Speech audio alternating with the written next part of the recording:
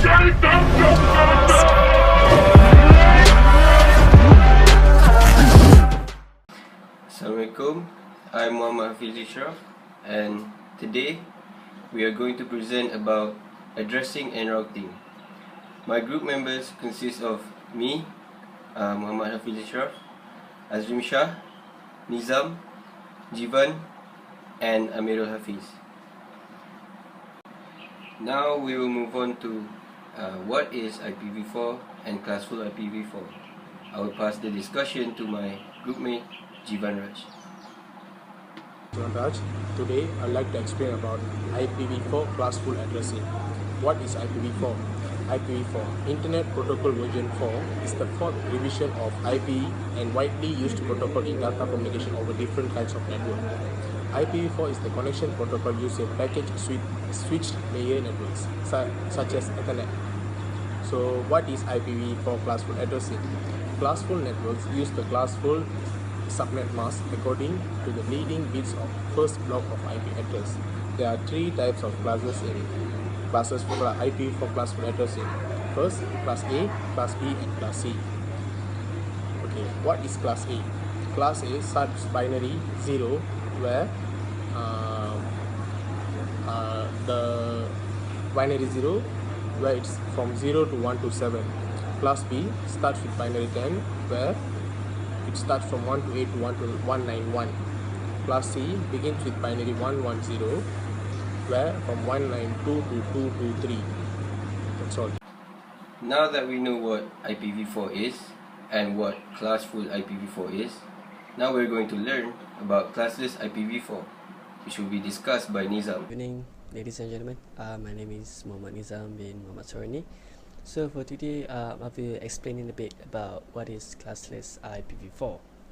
But first of all, let me explain briefly a bit about classless interdomain routing, or which is stand for CIDR, or the short form is the CIDR. So CIDR was introduced back in 1993. It was a method for allocating IP address and IP routing. So the goal was to slow the growth of routing tables on routers across internet, and also to help slow the rapid exhaustion of IPv4 addresses. As we all know, IP address consists of two groups, which is the network prefix and also the host identifier. For network prefix is to identify a whole network or subnet, and for host identifier is to specify a particular host on the network. So these two groups are used as the basis of traffic routing between IP network and for address allocation policies. As we all have classless, we also have classful. So for classful network, for IPv4 size, network prefix as one or more 8-bit groups. So meanwhile, classless IDR allocates addresses based to internet service provider and end user on any address or bit boundary instead of an on 8-bit segment. So on the other hand, classless allows the user of variable length subnet mask, or VLSM, because subnet mask information is included with the routing updates. So you can have mixtures of different subnet masks in the same routing domain. So that's a bit about what is classless IPv4. So if you don't understand a bit about it, and please don't hesitate to ask us any questions. Alright, so that's all from me, and thank you so much. Next up is Network Address Translation, or NAT, which will be discussed by Amirul Hafiz. Assalamualaikum and very good day. My name is Amirul Hafiz. I will explain a topic about network address translation, which is called NAT. NAT is translate the IP address of computers in a local network to a single IP address. This address is often used by the router that connects the computer to the internet. The router can be connected to a DSL modem, cable modem, T1 line, or even a dial-up modem. How does it work? NAT allows a single device, such as a router, to act as an agent between the internet and a local network.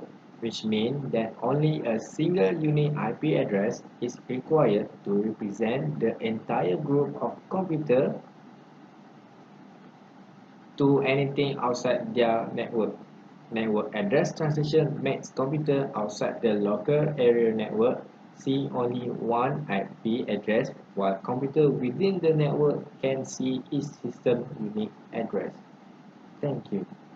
Now, last but not least, routing, which will be presented to you by Azrim Shah. Okay, Assalamualaikum warahmatullahi wabarakatuh and very good day. So my name is Muhammad Azrim Shah. So today I'm gonna discuss about routing. What is routing? Okay, for introductions, routing is the process of moving packets across a network from one host to another.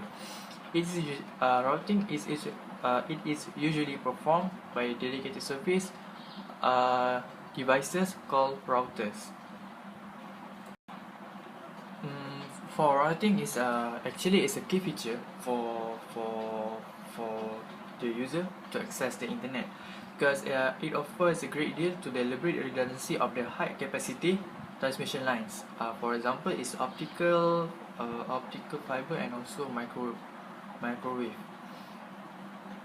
Each router performs routing by passing along the message to another router according to the self-configuration of their routing tables to determine their path.